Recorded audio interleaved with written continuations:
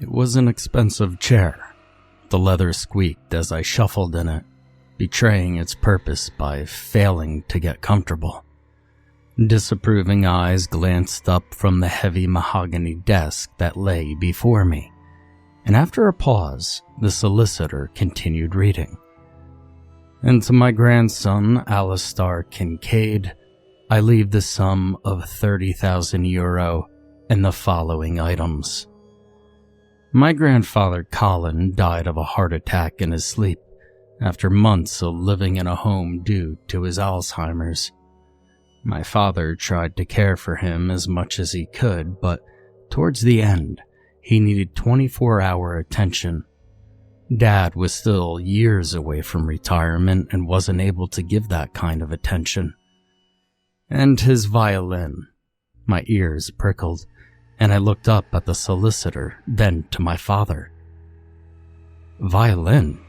My father, Michael, took the words out of my mouth. The man sitting next to me, my great-uncle Torrance, waved his hand to tell my father not to ask questions during the reading. My curiosity itched and I squeaked in the chair again, the solicitor shooting another look before continuing to list my twin sister's lot of inheritance. In all, my sisters and I received 10% each of his money, my father and aunt 25%, and my great-uncle 20%. The house had been sold before he died to fund his care, and numerous items distributed to each of us. I was glad for the money, and while I didn't do badly for myself, the sum was easily enough to place a deposit for my own property. Something that has become rapidly more difficult to generate in England in the past 10 years. Once we were dismissed, both my father and I pounced our questions upon Uncle Torrance. "I didn't know Granddad Colin played the violin." "Dad never owned a violin.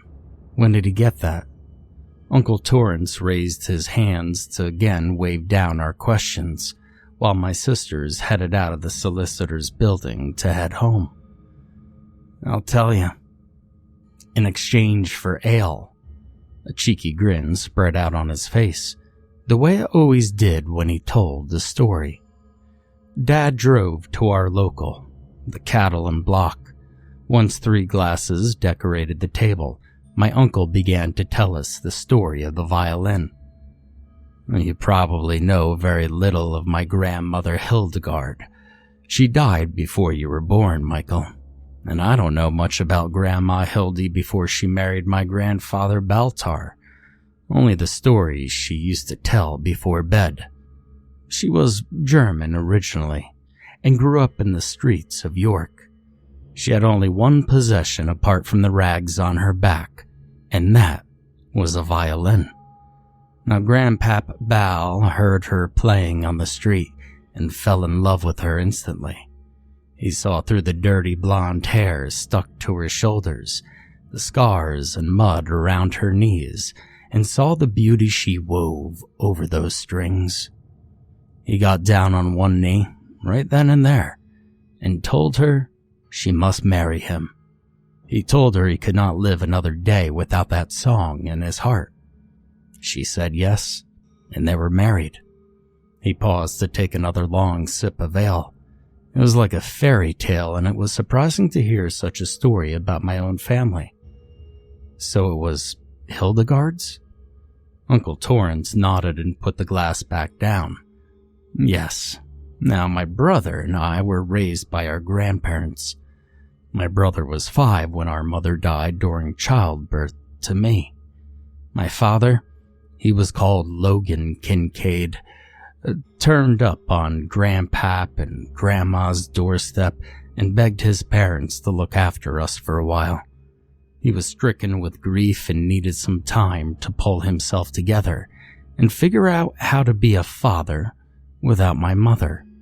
They accepted, and he never returned, and we never knew what happened to my father.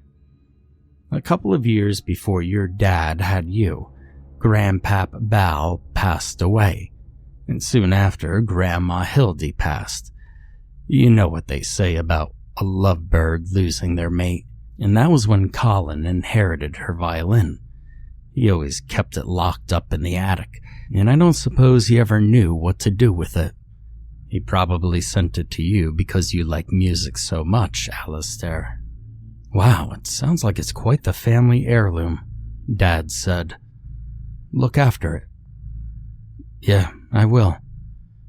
We finished up our drinks and took Uncle Torrance home. As he was getting out of the car, he said, all the years we lived with Grandma Hildy, I never heard her play it. She polished it, she cared for it, but she never played. If I asked, her answer was always, not today, dear. And she never attempted to teach one of us either. He shrugged and gave his goodbyes. It wasn't until a few weeks later when Granddad Colin's possessions were sorted through and delivered to the appropriate relatives. My father dropped my share of boxes off at my house and quickly moved on to deliver the others to my sisters. The contents of the box were added to my collection of items I had accumulated over the years. I never really took an interest in classical music or the techniques used in playing and composing. My main interest was in jazz and blues, some rock and roll.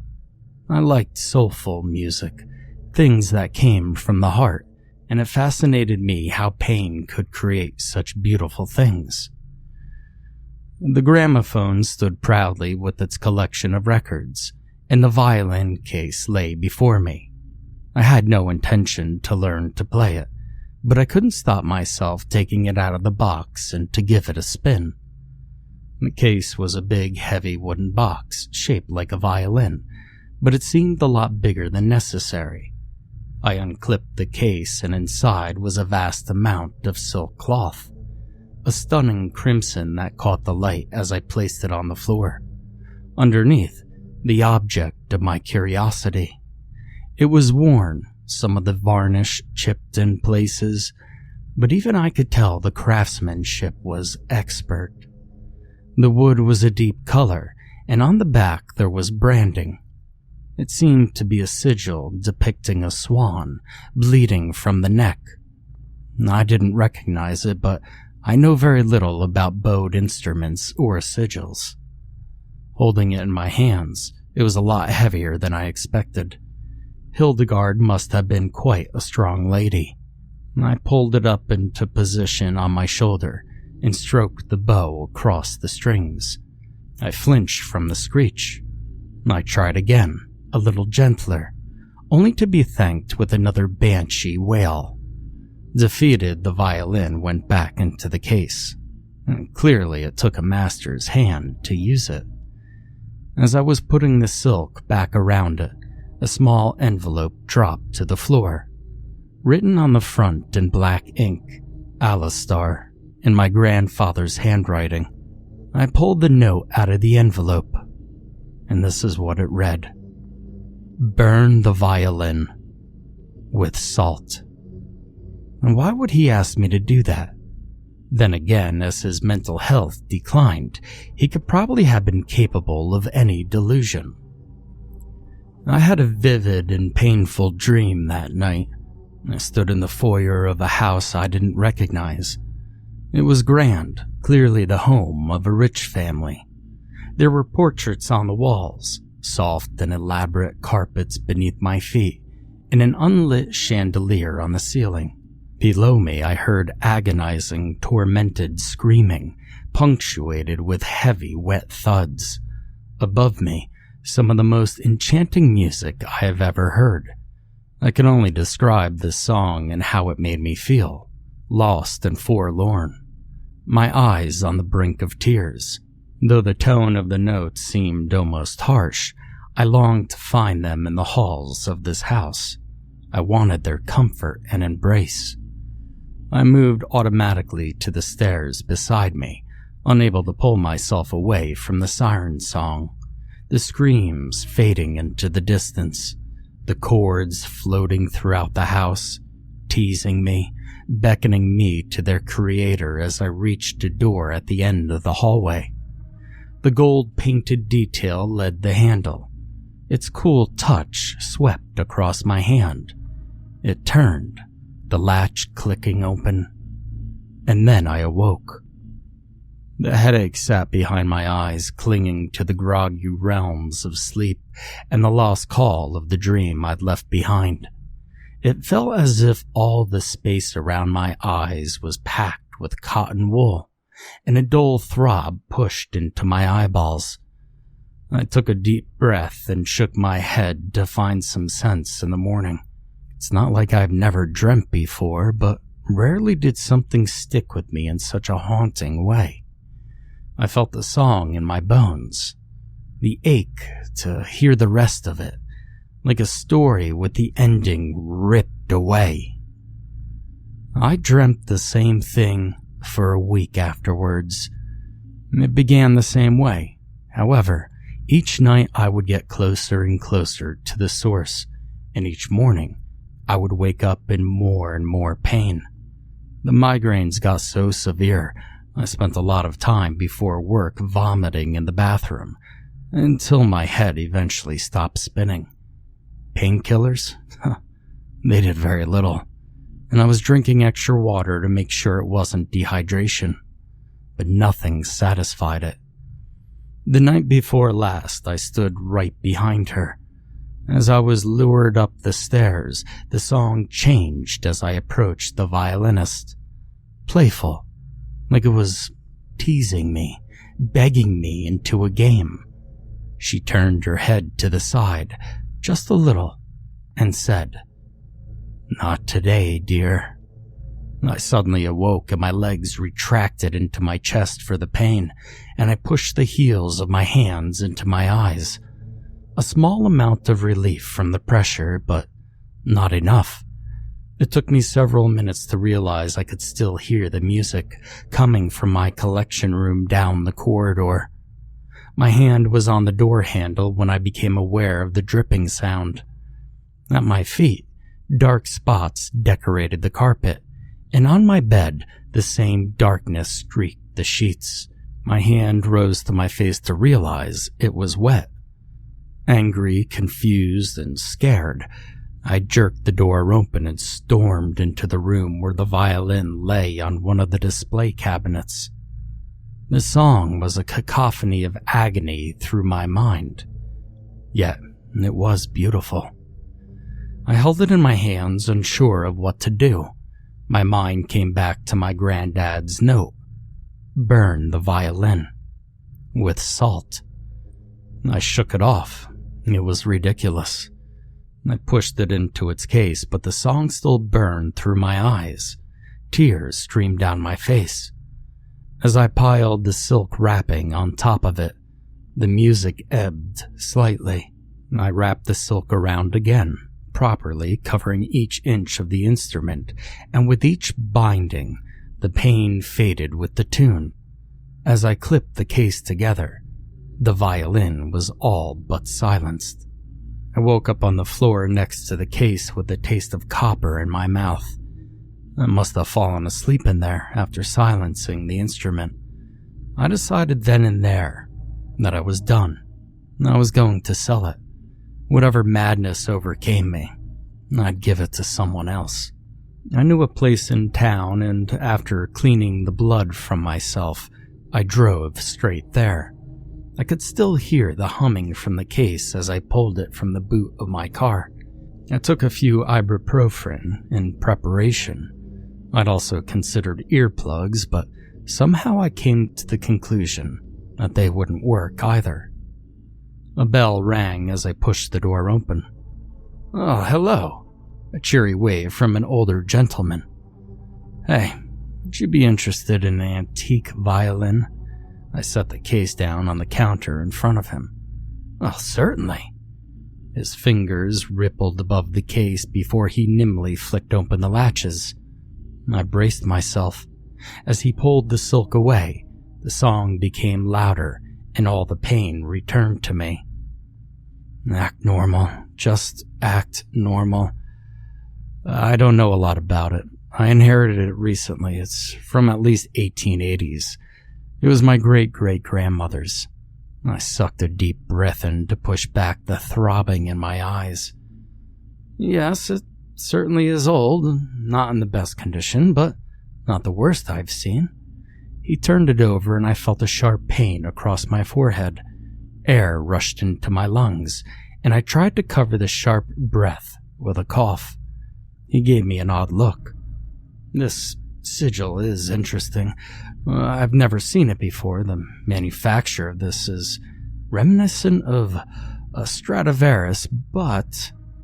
I didn't hear the rest of his sentence. Blood pouring through my brain, pulsating through my eyes and my ears. I concentrated as hard as I could on staying conscious. He said some number. I accepted. He said he would get me a check, and as soon as his hands left the violin, I wrapped it in the silk. I clipped the case back up and let out a sigh of relief as the pain left me. The man was stood staring at me. I'm sorry, I just wanted to protect it. I blurted out. It's all right. He edged to the other end of the counter, taking glances back to me, and wrote the check out. Now, before I give you this, I need some contact information. It's just a precaution. I didn't ask why. I didn't care. I pulled out a business card and gave it to him. He carefully inspected the card and offered the check once he was satisfied. I hastily took it. Thank you. Thank you. I left immediately, knowing I must have seemed rude or, more likely, mad. I remember the jingle of the bell and a goodbye before I drove back home to get a night's rest. It didn't last long, though. 2 nights after I sold it, I woke again to a migraine and the sound of a violin. I screamed in frustration. The melody was coming from outside, from the rear of our house. I headed downstairs to the back door. Already the pain spread across my forehead and down my face. I pushed the door open and stared out into the woods that backed onto my house. It was out there, and it was calling me. Stuffing my feet into work boots, I went to find it, and I was going to bind it up and deal with it in the morning. The pressure in the back of my eyes grew as I stalked down my garden. At the gate, I scanned the woods behind the house. I couldn't see anything out there, but I could feel it in the pain magnifying through my head. 2 nails jabbed into my eyes and were slowly being pulled up through my skull.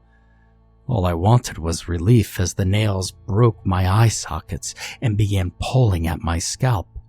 After walking out into the woods, it's hard to remember everything so clearly.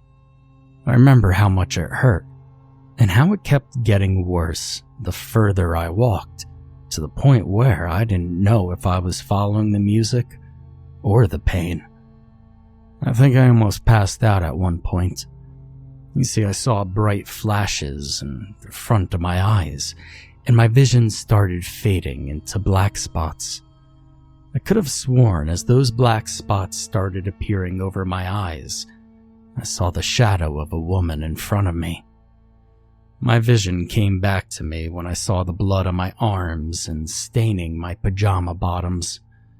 There must have been brambles scratching me as I pulled myself through the woods towards the song.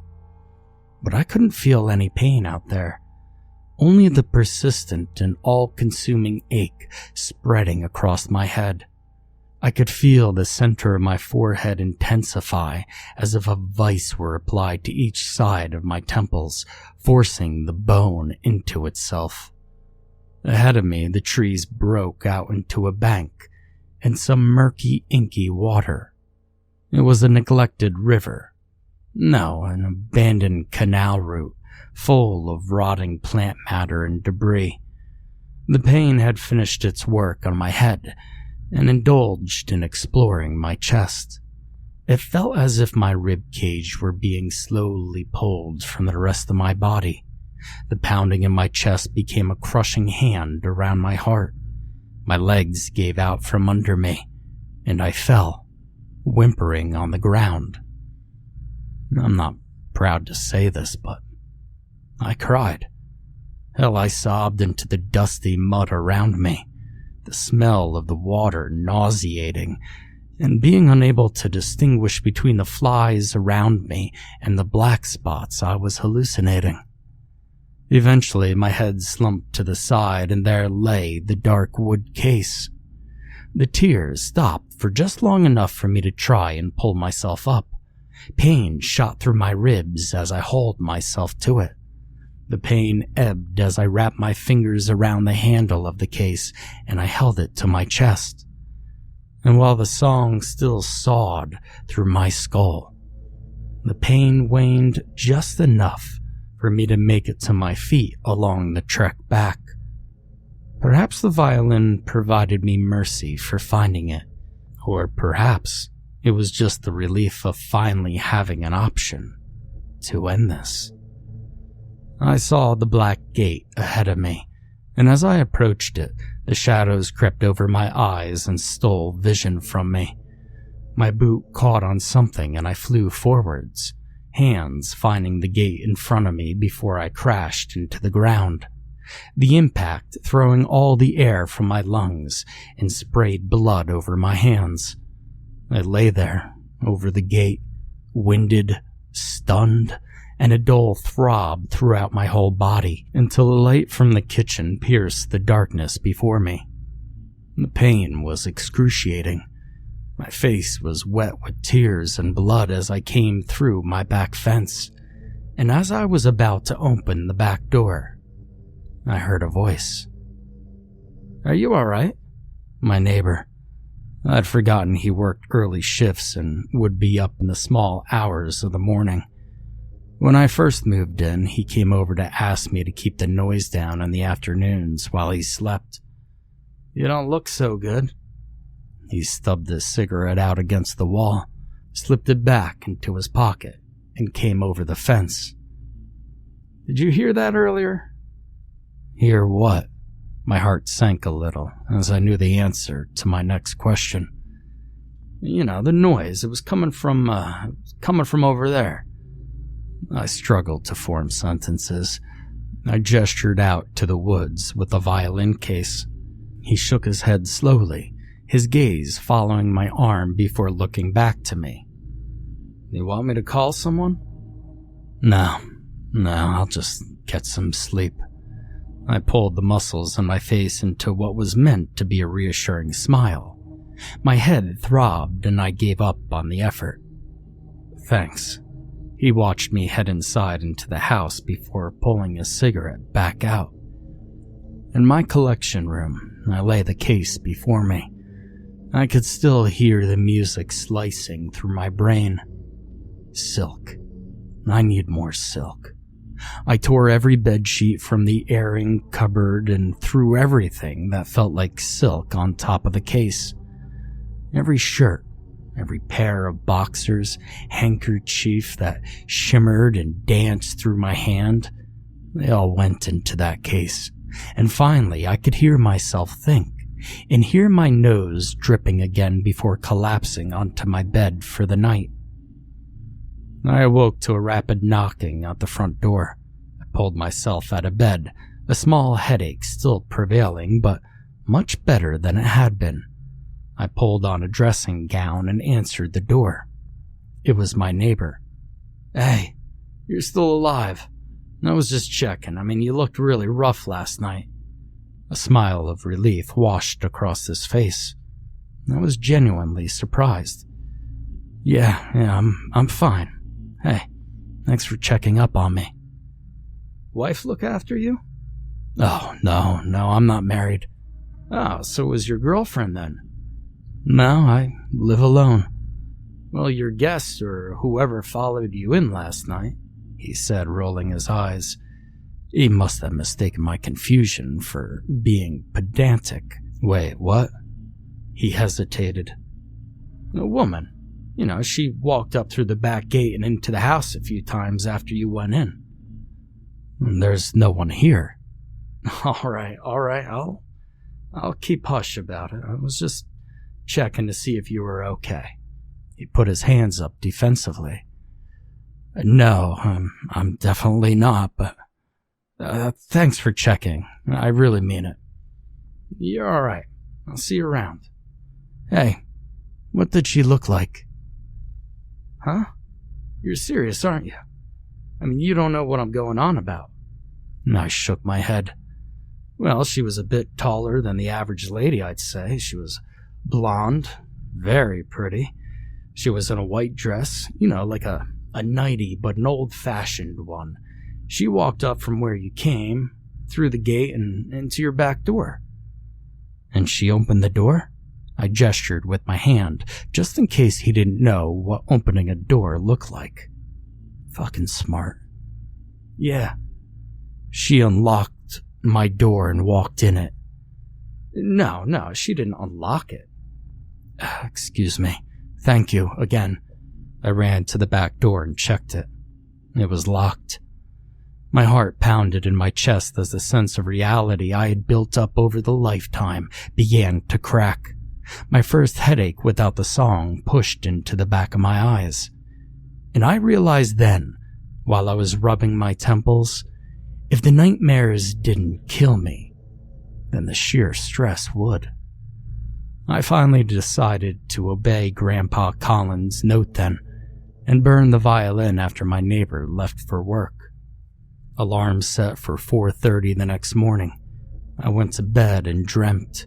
Once again, I stood in the foyer of a strange house, and once again those screams and wet thuds pushed through the floor below me, and the siren song led me upstairs. However, this time there was a soft sobbing above. The golden-trimmed door creaked open, and before me stood the blonde violinist in her nightgown, the low light glinting off the tears on her face. Not now, dear. Please. The piercing beep of my phone awoke me, and it was time to enact my plan. I flicked the alarm off and claimed the violin from the collection room. With the music muted under piles of fabric, I brought together all the tools I need. The barbecue, lighter fluid, and of course, table salt. The fire made quick work of the silk, surrounding me with the scent of burnt hair and the consuming melody I sought to finally silence, and the agonizing pressure across my skull returned. As the flames reached the violin, the black smoke rose from the metal dish. The music began to distort and shriek in protest. Pain swept across my chest. Voices screamed with the violin, pouring into my ears, begging me to save them and make the pain stop. Smoke billowed out around me and stung my eyes and throat, making me cough, and I fell to my knees as the crushing black cloud forced me to the ground. I found myself laying in the mansion, my eyes focusing on the chandelier above me, and like so many times before, a woman's voice screamed below. No, please. Thud. Why are you doing this? Thud. I won't tell anyone if you just let me go. Thud. Crack. Unlike before, there was no music. There was no pain. I was free to move. I stood and looked around the foyer. Another thud. The paintings in the hall were of familiar faces. The names Kincaid printed beneath on a brass plate. The sounds of more thuds. There were several doors around me, but I knew which one to take. I took the basement stairs. A thud and a crack. A small lantern barely lit the room. Workbenches framed the walls, covered in many tools. Vices, hammers, spanners, screwdrivers, and drills. Thud. Thud. The sounds of the hammer in his hand. Thud. Blood splattered his shirt and braces. His dress trousers were muddy and wet. The shoveled hair fell over his face. Crack. The hammer caught that time. It took several tugs to free it from the mess of meat between his knees. Pieces fell onto the tarp beneath it. Thud. The face of a woman stared up at me. motionless apart from a twitch when the hammer struck her ribcage, which sent her head rolling on her neck. I stared back at her left side with each rib individually broken as the man worked on the right. He sat up and wiped his forehead. Red gore replaced the sweat. There was no satisfaction on his face, no hint of personal pleasure or arousal, like this was just another job that needed doing. And after a few deep breaths, he swung the hammer into the skull until the woman's face no longer looked at me. He stood up, dropped the hammer to his side, and raised his head, scanning the basement walls. As his gaze fell upon the stairs, I recognized him from one of the portraits. Baltar Kincaid. I instinctively ducked, though I had nowhere to hide. His eyes continued past me to the spade in the corner of the room. He took it and began the next chore, digging into the dirt floor of the basement. I sat on those stairs and watched as he dug out the trench. He sank the spade next to the hole and wrapped the chunks of meat in the tarp it lay on.